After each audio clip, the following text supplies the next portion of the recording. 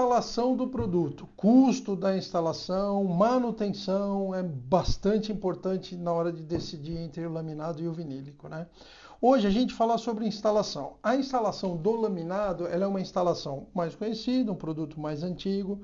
Existem muitos casos, principalmente fora do Brasil, a gente tem algumas notícias, alguns cursos que a gente faz. É muito comum o pessoal, o próprio consumidor fazer a instalação. A gente dá algumas dicas, né, sobre a instalação, a gente calcula mais ou menos que as pessoas que têm facilidade, habilidade à ferramenta, com alguns toquezinhos, alguns vídeos da própria internet, né, conseguem fazer uma instalação.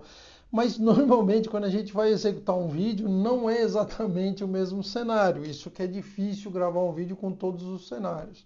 Então assim, a instalação do laminado é uma instalação mais simples. Hoje os produtos eles são todos clicados, sistema macho e fêmea de encaixe, né? Vocês estão vendo aí como se encaixa o macho dentro da fêmea para vocês terem uma ideia. Hoje, basicamente, a 99% das opções de piso laminado são encaixe macho e fêmea, tá?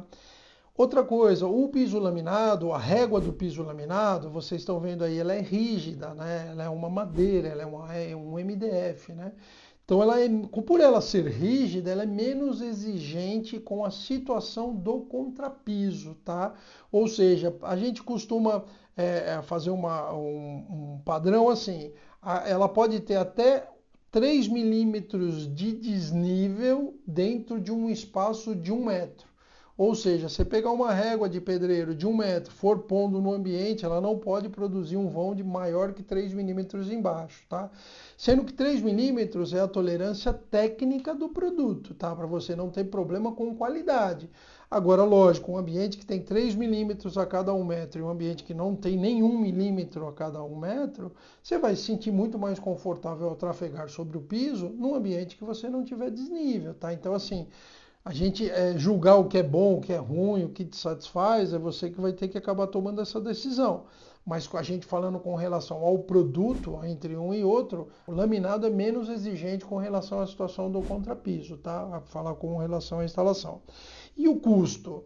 O custo nós temos que entrar um pouquinho na exigência do vinílico, tá? O vinílico hoje ele é um produto que ele é bastante exigente com relação ao contrapiso, tá? Por quê? Ele não é rígido. A maioria dos produtos aí de piso vinílico, eles são moles, né? São réguas, você está vendo aí uma régua extremamente flexível, né? Você está vendo como ela entorta.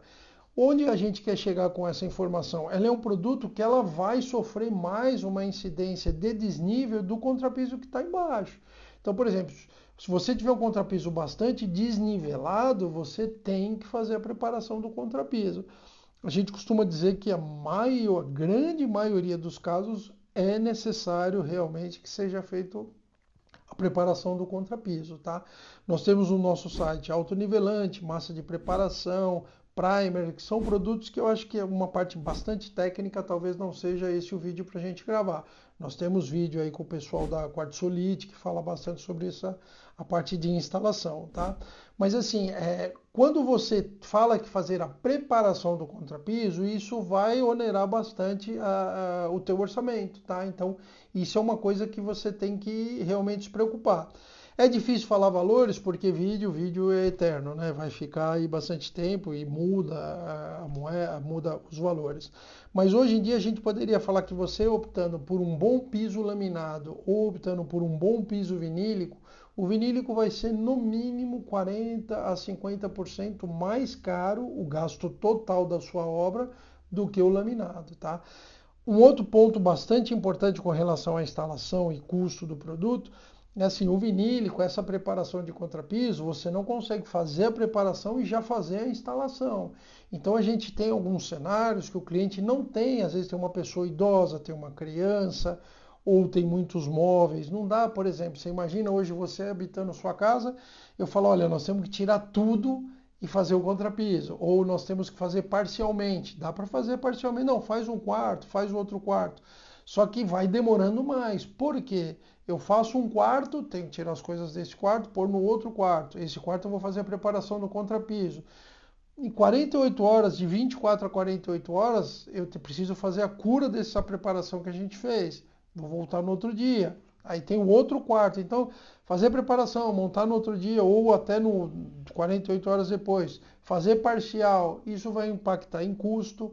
A loja que vai fazer a montagem, o instalador, para ele fazer ambientes pequenos, ele cobra uma taxa mínima, ele não consegue fazer pequenos preços por metro para pequenos ambientes, então isso vai acabar onerando bastante, tanto em tempo quanto em prazo, tá bom?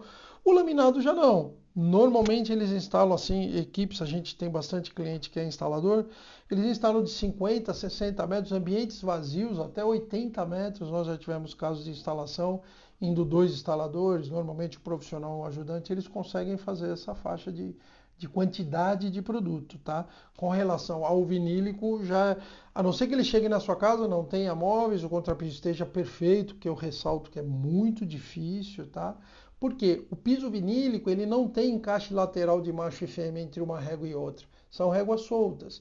Então você imagina, se essa régua pega um ponto bastante danificado do contrapiso e essa pega um ponto mais baixo, ela vai ficar com dente entre uma régua e outra. Você vai chutar esse dente. E com curto prazo você vai agredir, né? Vai ter um arranhão, uma lasca. Realmente não funciona. Tem que ter um contrapiso muito bem feito, tá? Uma opção que é legal a gente ressaltar no vinílico é que existe também o vinílico clicado.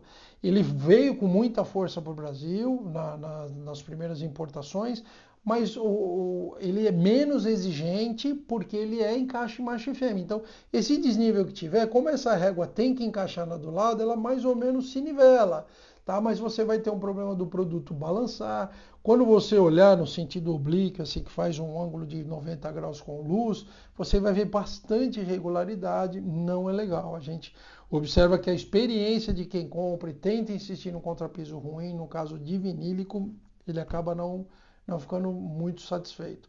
Com relação à manutenção, é legal ressaltar o seguinte: nós falamos anteriormente com relação ao piso laminado ser vulnerável à água, então pano bem torcido. Hoje existem vários produtos no mercado.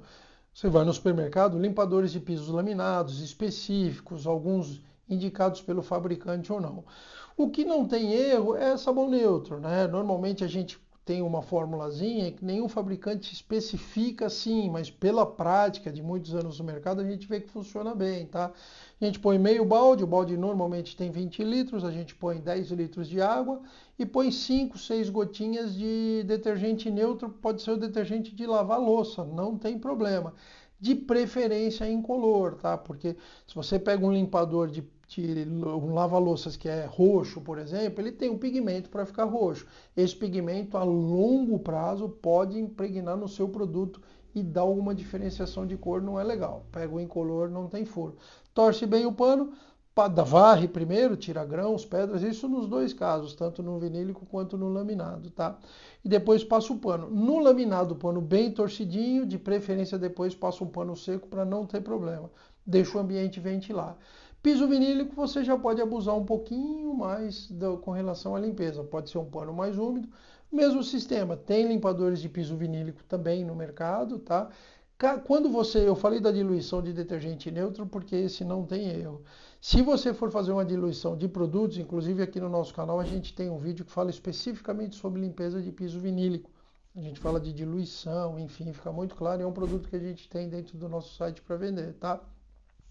Mas quando a gente fala de diluição, é importante você saber a diluição do produto que você está comprando, tá? Tem produtos que vêm mais concentrado, permite uma diluição maior. Tem produtos menos concentrados, você não dilui tanto. Depende também do tipo de manutenção. Puxa, olha, normalmente apenas como exemplo, eu usava meia tampinha para 1 litro d'água, mas eu fiz uma reforma em casa, envolveu o pedreiro, está bem sujo. Poxa, faz umas 2 manutenções, ao invés de fazer com meia tampinha, meio copinho, usa o dobro, desde que o fabricante permita, tá? É sempre importante ler o rótulo do produto, tá? Para não ter furo e você não impactar com relação à perda de garantia. Se você usar algum produto que o fabricante do piso não permita, você pode ter uma negativa de garantia. Caso ele agrida o piso, você vai ter que procurar o fabricante do limpador. Não é legal, né? Perder uma garantia que normalmente no piso laminado vai até 30 anos, no piso vinílico nós temos casos de 14, 15 anos, então isso é bastante importante, tá bom? Ficou alguma dúvida? Dá um toque pra gente. Se puder nos seguir, a gente vem aí, postando bastante vídeo com relação à decisão de produto, fala sobre rodapé vinílico, rodapé de poliestireno, rodapé de MDF, MDF Ultra, fala bastante sobre Santa Luzia. Com relação ao piso vinílico, se for a sua opção, aí no nosso canal você vai ver bastante informação sobre autonivelante, massa de preparação, primer, que é o que vai embaixo, algumas dicas de instalação com os especialistas da Quartzolite, algumas dicas de decoração com o especialista da Santa Luzia, fala um pouco sobre o produto, tá bom? Ficou alguma dúvida? É só colocar aí no nosso canal que a gente vai tentar responder para você, tá bom? Muito obrigado.